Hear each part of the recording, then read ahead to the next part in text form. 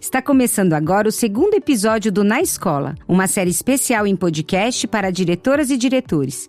Eu sou Ângela Luiz e o assunto de hoje é gestão escolar para a equidade, um assunto que se tornou central para as políticas de educação. E para conversar comigo sobre isso, temos aqui a Alessandra Tavares. Ela é formadora na comunidade educativa SEDAC e autora do capítulo Gestão para a Equidade, que está no livro Direção para os Novos Espaços e Tempos na Escola. O livro foi desenvolvido pela comunidade educativa SEDAC e está sendo lançado pela editora Moderna e Fundação Santillana. A ideia desta série em podcast é continuar as reflexões trazidas pelo livro, contando para isso com o olhar e as experiências de diferentes especialistas, para ajudar você, diretor e diretor, a pensar os caminhos da sua escola.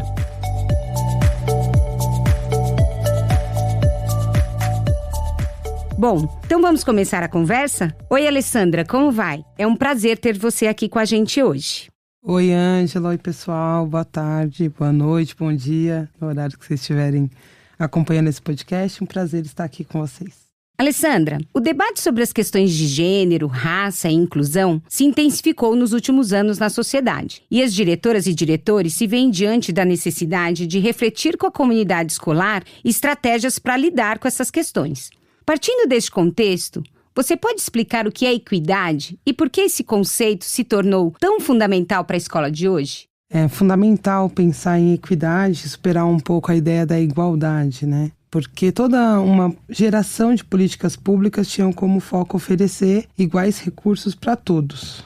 Mas iguais recursos para todos pressupõe que todos têm as mesmas necessidades. E aí a equidade tenta alinhar, né, fazer uma articulação entre as necessidades e os recursos. E numa gestão, que acho que como gestão a gente pensa o quê? Nesse alinhamento, nesse olhar, nessa reflexão de quais são as necessidades, mapear essas necessidades e reorganizar os recursos para atender com qualidade a todos e todos os estudantes, né? Então quer dizer que assegurar a equidade passa por reconhecer como somos diversos. No livro, a gente aborda algumas dessas diversidades, que tem tanto na sociedade quanto na escola, já que a escola reflete aquilo que a sociedade está vivenciando. Em relação a gênero, as deficiências, a diversidade de orientação sexual, condições socioeconômicas e as características étnico-raciais. Assegurar o direito a cada um desses grupos, a cada um desses indivíduos, é isso que você acha que seria a equidade na escola? E como é que você acha que a escola pode atender a esse universo de diversidade que está posto? Eu acredito que fazer uma gestão para a equidade, na perspectiva, né, do século XXI, é fazer uma gestão. Porque outra gestão que não fosse para a equidade, ela seria para o quê?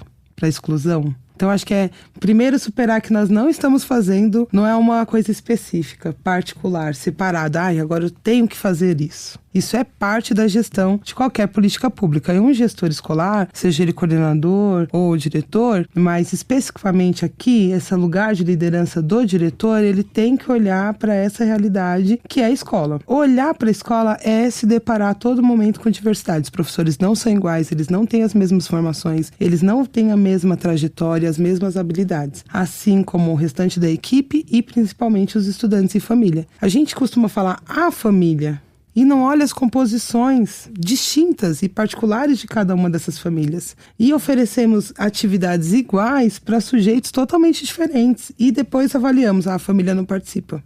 Então é tudo num singular absurdo, né, que não reconhece a diversidade. E os estudantes? Eu acho que é mais drástico, porque é o nosso cotidiano, é o dia a dia. Então a gente oferece de forma muito homogênea essas oportunidades de aprendizagem, esses recursos, esses acessos, jogos, trabalho com as identidades, os murais, as fachadas da escola. Então tudo isso é tão homogêneo e a gente não pensa nessa série de diversidades que marcam os sujeitos, que faz parte da composição social. Não é aqui, não é no seu contexto da sua escola, não é algo particular. É um olhar para as identidades não como algo que vai transformar negativamente ou ser um trabalho extra, mas olhar para essas como uma oportunidade de aprendizagem com individualização, né, de olhar para a família e pensar, aquela família consegue me apoiar aqui no dia a dia. A participação dela não precisa ser naquela atividade. Aquela atividade tem perfil daquelas famílias. E a gente só pode fazer isso se a gente começar a mergulhar né, nessa realidade que é a escola. Nossa, Lê, adorei essa ideia de que não é específico, não é trabalhar com um elemento a mais, é trabalhar com um elemento que está posto na sociedade. A sociedade é diversa, as realidades são muito diferentes em cada família, em cada escola, na vida dos professores, dos diretores. Então eu vou te fazer uma provocação, porque a gente ainda ouve muitos educadores, muitos professores, até diretores de escolas dizerem o seguinte: não compete à escola lidar com tantas desigualdades que existem no Brasil. Ninguém pode exigir que a escola resolva os problemas que existem de desigualdade no Brasil. Como que você vê essa questão, já que você está trazendo esse papel da escola de quebrar esse paradigma? E eu adorei também quando você disse do singular e passar a tratar com essa pluralidade. Eu acho interessante essa colocação, porque ela é um 8 ou um 80, né? Ninguém está falando que a escola vai resolver a questão das desigualdades. Aliás, é o contrário, que ela veja as diferenças e não reproduza desigualdades, né? Então, ela não vai resolver um problema social. E eu acho que isso é muito importante, reconhecer exatamente os limites da escola. E para isso que serve uma rede, o território, Secretaria de Educação, outros parceiros que estão no município, dentro da prefeitura, política pública de assistência social, de saúde. E cabe a eles ações específicas. Mas nós não podemos nos esconder diante do fato que a gente não vai resolver as desigualdades sociais e continuar reproduzindo elas. O que acontece? Quando a gente chega num espaço, numa escola, que a maioria dos estudantes é de comunidades indígenas ou de identidade indígenas não aldeadas, né? E você chega nessa escola e vê um mural só com crianças brancas, essa escola está reproduzindo uma desigualdade porque ela informa esses estudantes, por meio das suas imagens, mesmo que não seja intencional, que aquele espaço não é para eles. E aí você vai ver lá os resultados do IDEB, e aí você olha e fala, ai, mas tem as crianças que estão abaixo da aprendizagem. E parece que é totalmente descolado uma coisa com a outra, né? E não é, porque a aprendizagem a gente precisa estar num ambiente seguro, a gente precisa ser reconhecido como sujeito, a gente precisa ser desafiado como sujeito. Então, não é que a escola precisa entrar no papel de resolver, ela precisa entrar no papel de reconhecer as diferenças e olhar, principalmente você, né, diretor, diretora, olhar para o ambiente que você está na gestão, que está sobre sua responsabilidade. Como é esse ambiente? Como é acolhida as pessoas? Né? Como é acolhida essa criança? Como é acolhida essa família? Da educação infantil ao ensino médio, não tem uma cisão, né? No que a gente coloca como responsabilidade da escola. Então, as famílias homoafetivas ou lesboafetivas, elas se sentem seguras de participar da escola? Ou elas sentem que o afastamento delas provoca mais segurança para a criança do que a proximidade? As famílias negras que não registram que são negras, seus filhos não são negros, o que elas estão comunicando?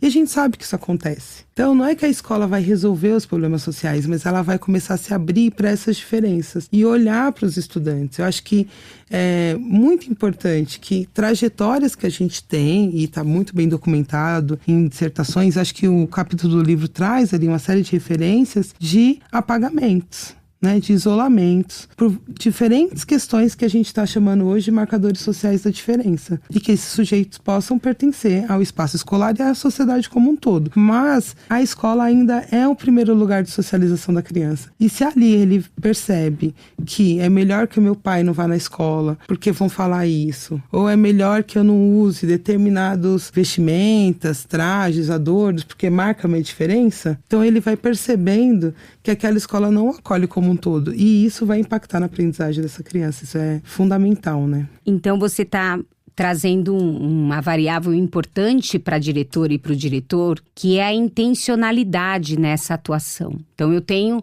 que a sociedade tem essa diversidade, essa pluralidade. Eu tenho um diretor que precisa identificar como essas diversidades aparecem no contexto da escola para ampliar a intencionalidade na ação, naquilo que eu vou assegurar no cotidiano. E aí, Ale, o livro analisa esse racismo estrutural com um pouco mais de detalhamento como um dos elementos que estão mais presentes na sociedade atualmente e compartilha um passo a passo para uma escola que quer ser de fato antirracista. Então, quer dizer que existem ferramentas, práticas e metodologias para isso? Que dica você daria para a diretora e para o diretor sobre este primeiro passo para uma educação antirracista na escola? Eu acho que o primeiro passo, esse diretor e diretora que está aqui com a gente, ouvindo o nosso bate-papo, ele está em busca, né? Eu acho que esse interesse, essa intenção em estudar, em aprimorar suas práticas cotidianas é fundamental. No capítulo 1 desse livro, a gente tem uma revisão da ficha de matrícula. Eu acho que usar tudo que a escola tem, não produzir novos instrumentos. A escola tem uma ficha de matrícula. O que essa ficha de matrícula nos comunica? Como a gente pode mapear, fazer um levantamento das informações que estão na ficha de matrícula e conhecer essa família, conhecer esses estudantes, saber, ele entrou nessa escola, de escola ele veio, onde ele mora, porque nem todo mundo mora ao redor da escola. Então, quais são os territórios que essa escola atende? Por que essa escola atende territórios, às vezes, que são tão distantes da escola? Compreender um pouco essas dinâmicas. Eu acho que esse é um primeiro passo, para conhecer essa comunidade. Eu acho que tem uma outra coisa, conhecer o território da própria escola. Porque também ali comunica muito. A seleção, eu já estou em alguns municípios e existe até os processos de seleção das escolas. Existe uma identidade que a escola vai construindo e produzindo, que é o seu próprio PPP vivo, não só o documento, mas aquilo que ela produz. E existe também a comunidade vai produzindo uma identidade para aquela escola. Acho que a escola precisa entender o que essa comunidade acha e pensa dessa escola. Porque ali também são pistas importantes para a transformação. Eu acho que conhecer é o primeiro passo, porque a gente só pode planejar a partir do que é conhecido. E a partir dessa identificação das famílias, dos estudantes, do território, discutir amplamente com a sua própria comunidade escolar, começar a planejar ações. E aí no livro tem algumas dicas, algumas orientações que pode contribuir nesse planejamento. Mas acho que conhecer é fundamental. Então, quem quiser saber mais, vai lá no capítulo 2 do livro, Alessandra? E vai conhecer mais sugestões de estratégias e ações que o diretor ou a diretora podem realizar na sua escola. Antes da gente encerrar, eu vou pedir para você deixar uma dica para nós de um filme ou um livro que o diretor pode utilizar, pode conhecer para começar esse trabalho de mudar a proposta da escola, de reconhecimento dessas diversidades. Que dica você daria aí para quem está nos ouvindo? Olha, eu vou confessar que eu fiquei pensando muito antes de selecionar uma dica, Eu pensei nas dicas que estão no livro, mas eu falei, não vou me repetir. Oportunidade, de ofertar oportunidade outro. De inovar. Exatamente. E tem um livro que eu gosto muito, que é o Diário de Bitita, da Carolina Maria de Jesus, e que ela diz um pouco da trajetória dela na escola. Eu acho que esse registro literário, histórico da vida da Carolina, ela nos ajuda a gente romper com algumas reproduções. Porque é inadmissível que crianças no Brasil hoje sintam o que Carolina sentiu em Sacramento quando ela era bitita e criança. Então, eu acho que é uma boa leitura, que é literária, que tem toda a beleza da literatura da Carolina, mas também que traz essa reflexão. A gente precisa romper com a lógica da discriminação, com essa lógica de exclusão escolar, Então, eu acho que é um bom caminho. O que a escola não pode fazer mais, não Alessandra? Pode fazer mais. E a leitura do diário pode ajudar a gente a compreender esses sentimentos, E como que as crianças talvez hoje em dia ainda se sintam tão parecidas, com a Carolina naquele momento. Ótima dica, Alessandra. Muito obrigada. Foi um prazer conversar com você e espero que o capítulo 2 seja muito lido pelas diretoras e pelos diretores. Na minha opinião, ele é o capítulo que mais oferece uma quebra de paradigmas daquilo que a escola precisa deixar de fazer e experimentar outras ações. Muito obrigada, Ângela. Obrigada a todos. Um prazer inaugurar essa conversa e continuar ela no livro, nos comentários também. E a gente continua conversando. Um abraço.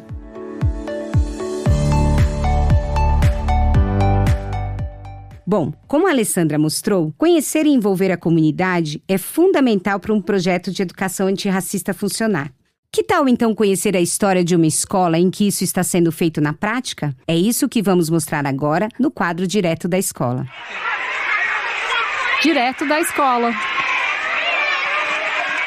O Direto da Escola de hoje traz o depoimento da Bianca Fachin Gonçalves, diretora da EMEI Áurea Nadir Martinelli, que fica em Santa Bárbara do Oeste, no interior de São Paulo. A cidade é parceira da comunidade educativa SEDAC e do Itaú Social no projeto Política Pública para Relações Étnico-Raciais Positivas. E a Bianca é muito atuante na causa antirracista e participa diretamente desse projeto.